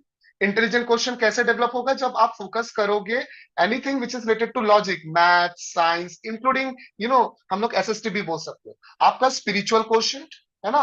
जो भी आप religion से belong करते हो, Buddhist हो, जैनी हो, हिंदू हो, मुसलमान हो, क्रिश्चियन हो, आप जो भी फॉलो करते हो, आपका फिजिकल क्वेश्चन, आपका एडवर्सिटी क्वेश्चन। एडवर्सिटी क्वेश्चन मतलब आजकल बच्चे छोटी छोटी चीज से पैनिक हो जाते हैं, और हमारे वक्त पहाड़ टूट जाता था घर पे, फिर भी हम लोग अपने दिल पे पत्थर रख के उसको झेल के आगे बढ़ते हैं। आजकल बच्चों को इतना पैम्परिंग मिल गया गैजेट के थ्रू, लोगों के थ्रू, पेरेंट्स के थ्रू, कि वो एडवर्सिटी क्वेश्चन उनका बहुत कम हो गया। तो last but not the least बेटा, तीन ऐसी quality, 3S which will save you, which will actually save you. Just a minute, मुझे लगता है मैं थोड़ा सा इसका वॉइस कम कर देता हूं। चलिए ठीक है। 3 ऐसे क्वालिटीज जिससे हमारे पूरा जनरेशन को बहुत फायदा हो सकता है, खास करके टीनेजर्स को, जिनका जो एग्जाम्पल सेट किया वो काफी लोगों ने सेट किया, उसमें से मैं चुनिंदा नाम लेता हूं। ये हमारे बिलेटेड बिलवेड ऑनरेबल, है ना, रतन टाटा जी है। ये बहुत सेंसिटिव आदमी थे, पता है आजकल बच्चों के अंदर सेंसिटिविटी मरती जा रही है। वो एक कान से सुनते दूसरे कान से निकाल देते। उनको कोई फर्क नहीं पड़ता टीचर क्या बोल रहे, मैम क्या बोल रही, नियर एंड डियर वंस क्या बोल रहे, दादा दादी क्या बोल रहे, they pay deaf ear to them. But हमारे जो टाटा जी है, वो 1998 की बात है, उनकी जो कंपनी है, उन्होंने टाटा इंडिका बनाई कार, और बेचारे बैडली फेल हो गए ऑटोमोबाइल इंडस्ट्री में। और उन्होंने अपने पूरे कंपनी बैंकरप्ट होने के बाद फोर्ड से मिलने गए और यूके में गए, और उनको बोला कि एक्वायर कर लो हमारे कंपनी को, ले लो। तब फोर्ड ने बोला, अरे यार रतन, तुमको जब चलाना ही नहीं आता था ऑटोमोबाइल इंडस्ट्री, तो तुमको कुछ और धंधा करना था, ये धंधा क्यों कर रहे हो आप? तो ये चीज उनको बहुत बुरी लगी, कि टुक इट, है ना, उनको सेंसिटिव थे, उनको बुरा लगा। और 20 कुछ 10-15 साल बाद, है ना, टाटा जी ने, है ना, ऐसा कुछ अपने आप को डेवलप किया ऑटोमोबाइल इंडस्ट्री में, कि खुद हेनरी फोर्ड जब बैंकरप्ट हुए, तो उन्होंने अपने जो दो ब्रांड है, एक रेंज रोवर और दूसरा बीएमडब्ल्यू, परहैप्स बीएमडब्ल्यू, ये दोनों को इनको एक्वायर करने कहा। सो इक्वेशन चेंज हो गया। तो जब तक कि आप सेंसिटिव नहीं बनोगे, तब तक कि आप जिद्दी नहीं बनोगे, तब तक के आप हौसलों की उड़ान नहीं कर पाओगे। तो रतन जी सेंसिटिव थे, उनको बात लगी। जब तक के बात दिल पे दिमाग पे नहीं लगेगी, तब तक के आप डेवलप नहीं होगे। बुरा नहीं मानना है, जिद पकड़ना है ना। अब ये है हमारे क्या बोलते हैं, संदीप माहेश्वरी जी। ये ना बराबर बात भी नहीं कर पाते थे, और 18 साल की उम्र में, ये मारवाड़ी फैमिली से है, इनके पापा का पूरा बिजनेस ठप हो गया, तो ये मार्केटिंग करने लगे, और ये फंबल करते थे बोलते वक्त। आज संदीप माहेश्वरी पूरी दुनिया में as a motivational speaker famous है। और उनकी खास बात, उन्होंने देखा कि अपनी क्वालिटी को पहचाना, उन्होंने स्मार्ट वर्क किया। उन्होंने बोला, मैं ऐसा क्या करूं कि लोग मुझे सुने। तो उनको फोटोग्राफी अच्छे से आती थी, तो उन्होंने Guinness book of world record में एक दिन में कुछ 10,108 फोटो खींच के अपना नाम बनाया, और फिर लोगों से बात करने गए उसके बारे में, और धीरे धीरे इतने मोटिवेशनल स्पीकर बन गए। तो इंसान को स्मार्ट वर्क करना चाहिए, अपनी क्वालिटी पहचानना चाहिए, जैसे मैंने बोला। And last but not the least, आजकल बच्चे लोग और बड़े लोग ग्रजेस बहुत पालते हैं। सब कुछ लगता है कि यार मैं कैसे प्रूव करूं कि मैं ही सही हूं, है ना, मैं कैसे दिखा दूं वो गलत है, या फिर मुंह तोड़ जवाब कैसे दूं। इसलिए साइबर बुलिंग बढ़ गया, इसलिए एक दूसरे को बात करने का टोनिंग बदल गया, है ना। आजकल तो ऐसा हो गया, एक जमाने में हम लोग को बच्चे सामने से आके मतलब विश करते थे। अभी जो मैं देखता हूँ सो कॉल्ड बहुत सारे कोचिंग क्लास सीबीएसई स्कूल में, बाजू से जाते हैं, अगर टीचर के चेहरे पे थोड़ा स्माइल आई तो विश कर देंगे, नहीं तो वो विश करना भी उचित नहीं समझते। ऐसा बहुत जगह बढ़ गया है ना, कॉस्मोपॉलिटन सिटीज में। तो सिंप्लिसिटी बच्चों में आना चाहिए, और सिंप्लिसिटी का सबसे best example, one of the best example, आज के दिन के हिसाब से क्रिसमस के डे है, वो है लॉर्ड जीसस। आपको पता होगा लॉर्ड जीसस को क्रूसिफाई किया गया था 2000 साल पहले। तो उनको क्रॉस में जब चढ़ाया गया, तो बहुत पेनफुल, है ना, वो था, मतलब कार्रवाई थी, है ना, प्रोसिक्यूशन था। और जब ऐसा पेनफुल कार्रवाई बाकी लोग पे भी किया जा रहा था, वो डूम्स डे में जिस दिन क्रूसिफिकेशन था बाकी लोगों का, कल्प्रिट जो लोग थे, लॉर्ड जीसस ने इतिहास क्यों रचा पता है? अपनी सिंप्लिसिटी की वजह से, अपने प्रेम की वजह से। वो जब लॉर्ड जीसस ऐसे टंगे हुए थे किसमें, अपने क्रॉस में, खीले ठोके थे उनके, इसमें ब्लड वॉज लूजिंग आउट, तो पेन में वो भी थे, वो भी इंसान थे। ऑल्दो उनको मसीहा का वो मिला था, उपाधि मिला था, बट वो भी इंसान थे। लेकिन जब उनको पेन हो रहा था, और जिन्होंने उनको पेन दिया वो नीचे खड़े थे, तो उनको देख के उन्होंने ऊपर देखा और उन्होंने ऐसे कुछ शब्द बोले जो सुनहरे अक्षरों में इतिहास में लिखा जाता है। और उन्होंने बोला, O Lord, O God, forgive them for they don't know what they are doing. हे ईश्वर, हे प्रभु, इन्हें माफ कर दो क्योंकि ये जानते नहीं ये क्या कर रहे हैं। तो जो करता है सबको माफ, उसका दिल होता है साफ। जिसका दिल होता है साफ, वो अपने क्षेत्र का बनता है बाप। तो इसका मतलब जब तक कि आप अपने दिल को साफ नहीं करोगे, साबुन से तो आप शरीर को धो सकते हो, लेकिन मन को धोने का सबसे सही तरीका है कि आप फॉरगिव करो। जब आप लोगों को फॉरगिव करते हो तो आप साफ हो जाते हो। अब जब साफ हो जाते हो तो आप सिंपल हो जाते हो। और सिंप्लिसिटी में सबसे ज्यादा पावर है। AR रहमान जी हो या अब्दुल कलाम साहब हो, इनकी एक खास बात है, ये आपको आगे से होके पानी पिलाते हैं। जो बड़े सबसे बड़े लोग हैं देखना, वो ज्यादा सिंपल लोग हैं, और जो सबसे मीडियोकर लोग हैं वो सबसे ज्यादा अहंकारी है। इसलिए हमको हमारे बच्चों को सेंसिटिविटी, सिंप्लिसिटी और स्मार्टनेस सिखाना है। और इसी दो शब्दों के साथ मैं दीपांकर बनिक साइन ऑफ करता हूं। जय हिंद, जय Bharat. Thank you so much. Thank you. Thank you Sarita ma'am. Thank you the entire Adarsh ladies club of India, and thank you all the dignitaries, and thank you my lovely kids, children. Thank you so much. God bless you all. We should be thankful to you, sir. It was an excellent session. I'm sure you must have read the chat box also. It was excellent.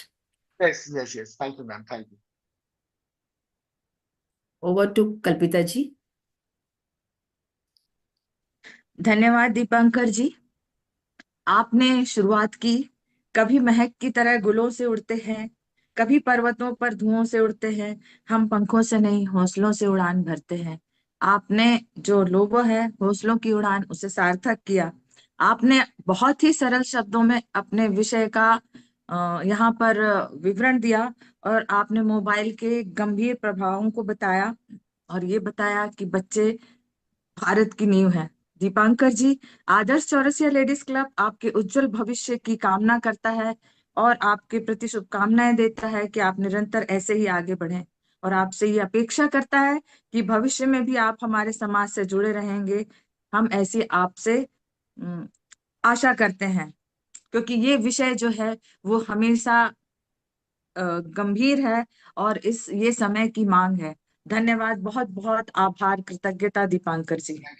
Thank you, ma'am. Kalpita, ma'am. Thank you so much. हमारा Sir, we could stop sharing, then we could see the participants, please. Right. Thank you.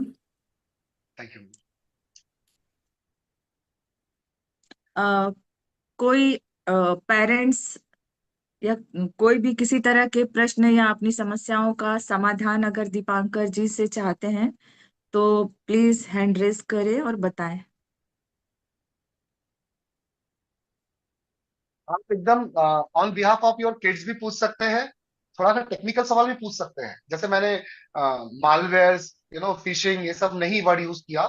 मेरी जब बात हुई, मतलब मुझे इतना अच्छा लगता है ये बताते हुए कि हमारे जो प्रेसिडेंट है ऑल इंडिया के, सरिता मैम ने लिटरली, मतलब प्रेजेंटेशन के पहले हमारी बात हुई, मैम ने हमारा प्रेजेंटेशन देखा, मतलब she has this much of research कि भैया कितना बोलना है, कैसे बोलना है, बच्चे का समय सीमा को देखते हुए, और सरल भाषा में कैसे बोलना है। मैं मैम से बहुत कुछ सीखते आया हूँ, है ना। वो मेरी बड़ी बहन जैसे है, और मेरा सौभाग्य है कि उनकी एक बच्ची पृथ्वी चौरसिया, है ना, जिनको मैंने पढ़ाया है, और आज वो ऊपर वाले की दया से बहुत अच्छे पोजीशन पे भी है, और now she is blessed with a daughter. I had a privilege to visit their place as well. Thank you ma'am. आप लोग सवाल पूछ सकते हैं। Thank you, sir.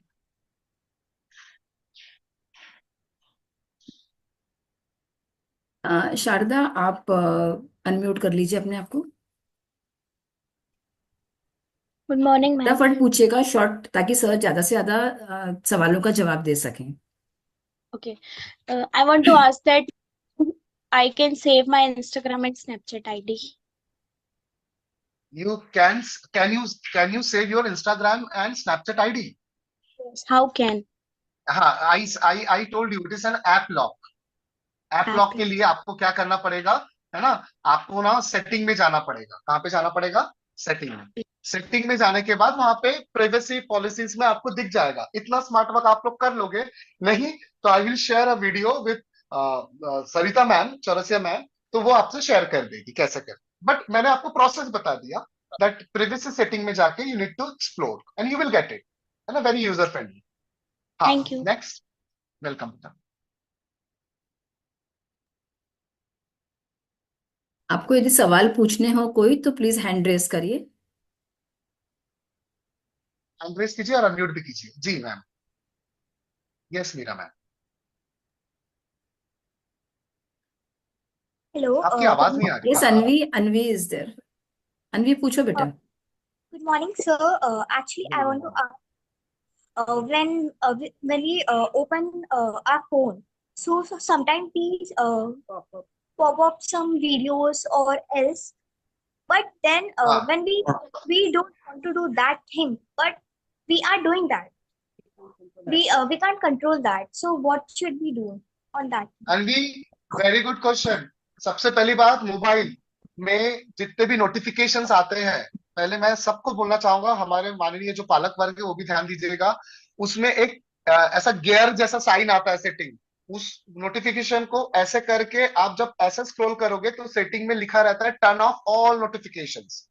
तो आपके एसएमएस जिसमें आपके वो पासवर्ड या जो भी इंपॉर्टेंट टेक्स्ट आते हैं, और व्हाट्सएप का, वो भी व्हाट्सएप भी नहीं, सिर्फ एसएमएस का छोड़ के, मतलब टेक्स्ट मैसेज को छोड़ के सारे नोटिफिकेशंस को बंद कर दीजिए। और रही बात पॉपअप, पॉपअप के लिए वहां पे लिखा, ऐसा लिख के आता पॉपअप में, accept all cookies, reject all cookies, block the cookies. तो इधर आपको ब्लॉक करना है या रिजेक्ट करना है, चाहे कितना भी अच्छा साइट हो जाए, कितना भी काम का हो जाए, जो ऐसा पॉपअप कर रहा है, something phishing activity is going there, be aware of that, है ना। थोड़े से मजे के चक्कर में, थोड़े से विजुअल एंटरटेनमेंट के चक्कर में हम लोग उसको अलाउ नहीं करना। So this is the way out. और जितने बार आप ब्लॉक करोगी, गूगल आपका उतने बार अल्गोरिथम पकड़ेगा और आपको पॉपअप देना कम कर देगा, इतना कम कर देगा कि बाद में पॉपअप ही नहीं आए।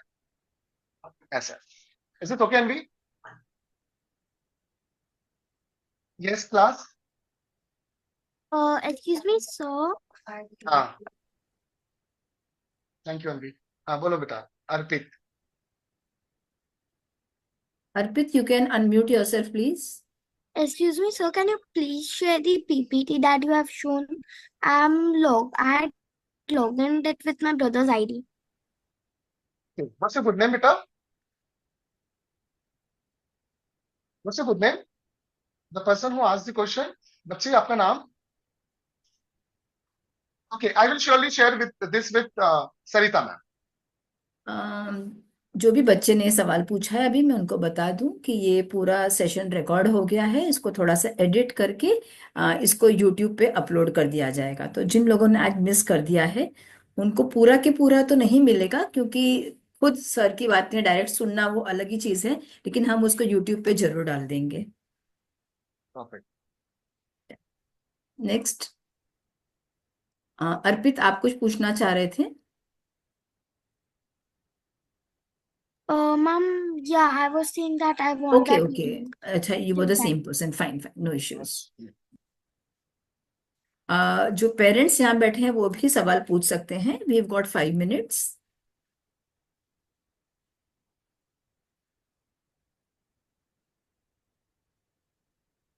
फ्रेंड्स, पालक वर्ग भी पूछ सकते हैं। बस पूछने से पहले एक चीज ध्यान रखिए, आज के सेशन में जो भी आपको नॉलेज मिला वो एक समरी के रूप में मिला, है ना। तो आप सिर्फ इतना वॉच रखिए कि आपका बच्चे को मोबाइल कितना देना है ना, वो आपके हाथ में है। आपसे वो, उसको ये अथॉरिटी मत दीजिए कि वो कभी भी मोबाइल उठा रहा है। प्लीज आप सबसे रिक्वेस्ट है ना। पृथ्वी चौरसिया, मतलब मैम की लड़की, और मुझे याद है उस वक्त तो मोबाइल उतना नहीं था, लेकिन तुषार करके जो बच्चा है, जो उस वक्त एनआईटी में गया और पृथ्वी भी एनआईटी में गए, इन लोग मोबाइल का इस्तेमाल नहीं के बराबर करते थे, है ना। उस वक्त के हिसाब से भी उनके पास मोबाइल ऑलमोस्ट था नहीं, या फिर डब्बा मोबाइल था, है ना। सो कम्युनिकेशन के लिए डब्बा मोबाइल दीजिए, और कुछ इंपॉर्टेंट देखना है तो आपके सुपरविजन में देख लेना। जी, आप पूछ सकते हैं।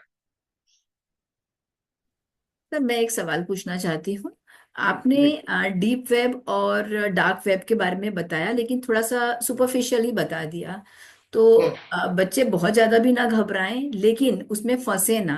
लेडीज भी कई बार फंस जाती है, तो उसके बारे में थोड़ा सा और प्रकाश डाल सकेंगे प्लीज? वी हैव सम चलिए, टाइम। बहुत अच्छा, या, बहुत अच्छा सवाल है। Thank you. मैं मैं नाम तो नहीं जानूंगा, लेकिन अगर अगर आप लोग ने डार्क वेब के बारे में पता करने की कोशिश भी की, देखिए इतना डेंजरस है। डार्क वेब एक ऐसी चीज है, जो मैंने ओनियन का एग्जांपल दिया था, अनियन मतलब प्याज, है ना। डार्क वेब क्या करता है, जैसे मैं गूगल में जब सर्च करता हूँ तो वो सेफ है ना, एनक्रिप्टेड है, सेफ है। लेकिन ऐसे ब्राउजर्स होते हैं जैसे गूगल क्रोम है ना, इंटरनेट एक्सप्लोरर है, ये सब आप उसमें सर्फ करते हो ना, क्रोम एक्सप्लोरर, है ना। ये सारे जो चीज है इसमें सेफ ब्राउजिंग होता है, कोई दिक्कत नहीं।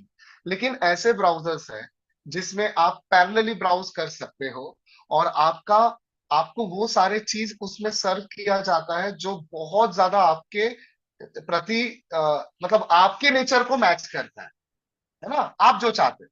जैसे कोई एक लेडी है जो बार बार, मान के चलो, एक ब्रांड का कोई नेल पॉलिश देख रही है, एग्जाम्पल देते हैं, है ना, या फिर एक कपड़ा देख रही है, तो वो देखते देखते देखते वो नेक्स्ट लेवल पे आपको अंदर की ओर लेके जाता है, यहां तक कि आपसे इन्वेस्टमेंट करवाना शुरू करता है, या आपको कुछ फॉलो करना शुरू करने बोलता है। और जैसे ही आपने ये शुरू किया, वहां से आप लोग ने लिंक पकड़ लिया और आप लोग डार्क वेब में चले गए। तो ऊपर वाला जो वेव होता है जो हम सभी यूज करते हैं, कोई डेंजर नहीं है उसमें।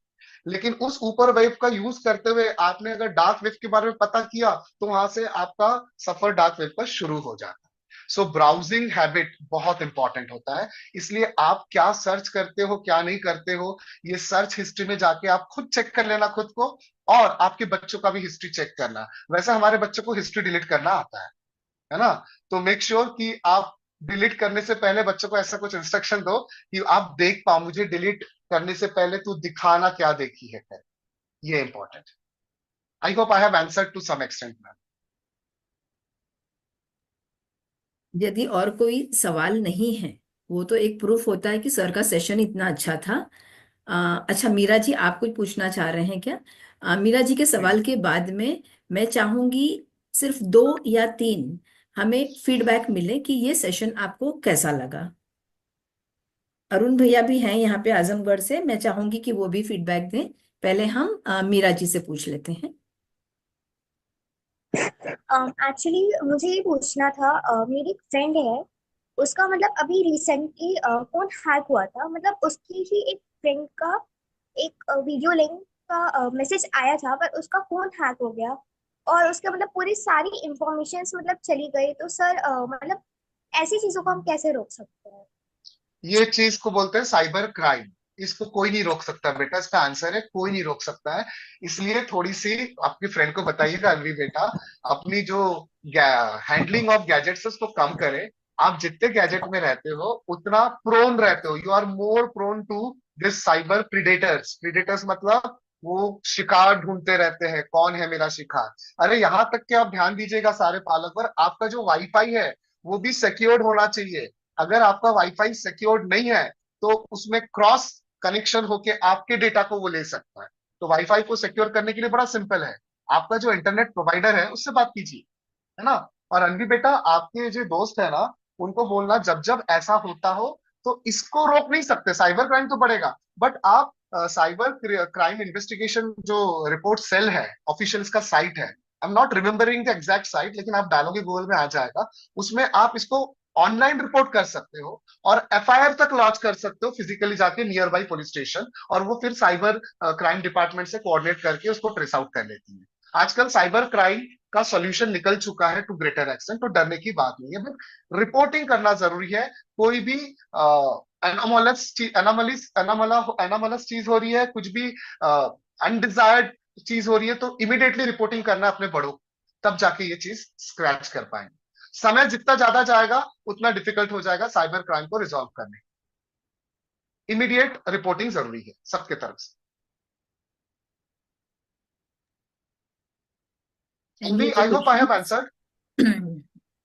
वेरी वेल जी। आप में से कोई फीडबैक देना चाहेंगे प्लीज? बेटा आंटी थैंक्स। अनवी को भी चश्मा लग गया।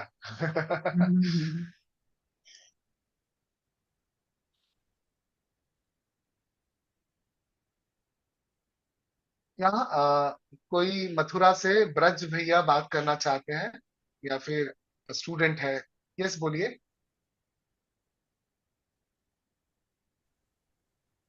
it was very nice session. Oh thank you so much, God bless you बेटा, है ना। राधे राधे, बहुत बहुत धन्यवाद बेटा। राधे राधे। सर बहुत अच्छा समझ आया। मैं तो ये सोच रही हूँ बच्चों को इतने डाउट कैसे है जब आपने इतना अच्छा समझाया है तो।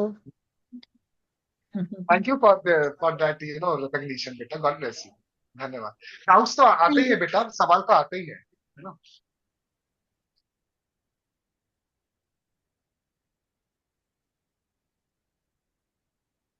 क्या हम अपने राष्ट्रीय अध्यक्ष जी से जान सकते हैं कि उनको सेशन कैसा लगा? ये सेशन तो लाजवाब होना ही था। मैं चाह रहा हूं कि जो ऑडियंस हैं, जिनको इसके बारे में पहले जानकारी नहीं थी, वो लोग बताए कि उनको कैसा लगा। सही बात जी। है। Yes Seema ji, you can unmute yourself. हाँ, भोला जी कुछ बोलना चाह रहे हैं, उनको भी मौका दीजिएगा। ओके ओके ओके, जी आप अपने आप को अनम्यूट कर लीजिए अब।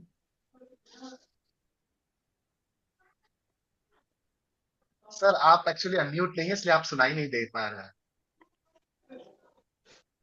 भोला भाई साहब, आप अपने आप को अनम्यूट कर लीजिए, आपको यहाँ से परमिशन दे दी गई है। जी जी,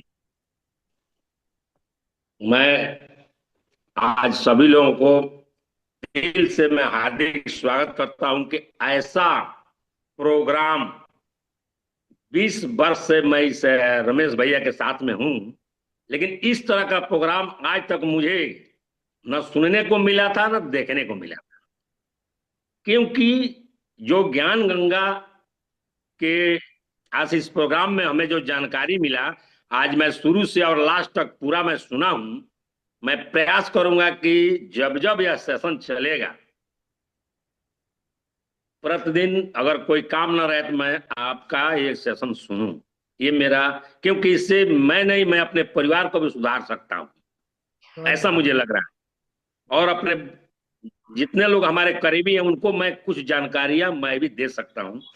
इसलिए ये सेशन बहुत ही अच्छा लगा मुझे। बहुत बहुत नमस्कार। धन्यवाद, बहुत धन्यवाद। थैंक यू सर, धन्यवाद आपका। जी जी, अरुण भाई साहब आप अनम्यूट कर सकते हैं।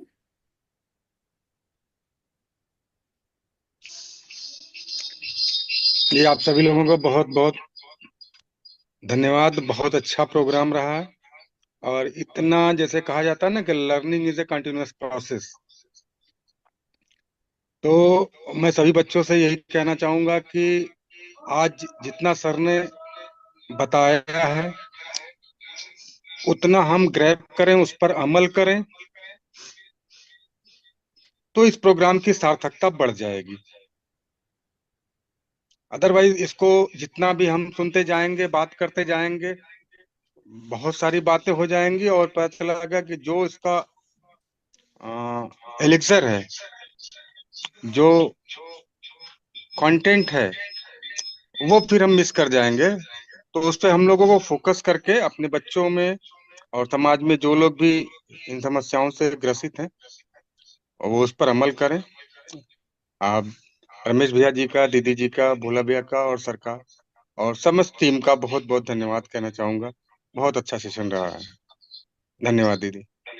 बहुत बहुत धन्यवाद अरुण भाई साहब। पहले हम लोग ये चाहेंगे जिनको भी अच्छा लग रहा है ना, वो 10 लोगों को और बताएं, क्योंकि आज तो शुरुआत हुई है, फर्स्ट सेशन था, अभी बहुत सारे सेशंस हैं, तो ज्यादा से ज्यादा लोगों को आप लोग जोड़िएगा। बहुत बहुत धन्यवाद आपका। जी पूजा जी, आप अपने आप को अनम्यूट कर लीजिए। Thank you so much ma'am कि आपने मुझे जूम सेशन पर इनवाइट किया। और सबसे पहले बताना चाहूंगी, myself Pooja Modi, I belong to Kukdeshwar MP. और आज के सेशन में पावरफुल पॉइंट ये रहा मैम कि मैंने यहाँ से ये सीखा है कि अपने बच्चे को मोबाइल कब और किस टाइम और कितने समय तक देना है। गुड। ये चीज बहुत मतलब अपने लिए बहुत ही मतलब मेन पॉइंट है, क्योंकि बच्चे दिन भर मोबाइल में व्यस्त रहते हैं। और हालांकि मेरा भी बेटा है जो 5 साल का है, लेकिन मोबाइल आज की ये स्थिति है कि बच्चे छोड़ने का नाम ही नहीं लेते हैं। लेकिन आज से मैंने मतलब एक अपना खुद का एक ये नियम बनाया है कि मैं भी एक बिल्कुल टाइम टू टाइम बच्चों को मोबाइल दूंगी। ये ऐसा नहीं है कि दिन भर उसको मोबाइल दिया जाए। और थैंक यू सो मच, आपने आज का इतना अमेजिंग सेशन लिया, जैसा कि आप पीपीटी में बता रहे थे सर कि बच्चे को जो ये माइंड प्रॉब्लम हो रही है, चश्मा लग जाना, ये तो मैंने उसको भी लाइव बताया, बुलाकर बताया। मैंने कहा देखो ये सर ऐसा ऐसा बता रहे, तो बहुत अच्छे से सुन रहा था और उसको भी कुछ समझ में आ रहा था। तो thank you so much ma'am. और आपने जो ये जो बच्चों के लिए जो भी एक कार्यक्रम रखा है, तो ये मतलब बहुत ही शानदार प्रोग्राम रहेगा, और आज का जो इंटरेस्टिंग प्रोग्राम मुझे बहुत अच्छा लगा। Thank you so much ma'am, thank you ma'am. Pooja ji, मैं आपको एक बात बताना चाहती हूँ कि आपके कॉम्प्लीमेंट्स और थैंक्स हम तब स्वीकार करेंगे कि अगर आपको वाकई में अच्छा लगा तो आप 10 लोगों को और बताइए। अगर कहीं पे खामी रह गई, कहीं पे हमें सुधार की जरूरत है, तो हमें जरूर बताइएगा। लेकिन प्रोग्राम अच्छा लगा है तो बहुत सारे लोगों तक के शेयर करिएगा। और जैसा बताया कि अभी बहुत सारे प्रोग्राम होने बाकी हैं, आप सभी लोगों को उसमें आमंत्रित करिए। Thank you very much Pooja ji. Thank you. Sharmila ji कुछ बोलना चाहती हैं? जी शर्मिला जी, आप अनम्यूट कर सकते हैं।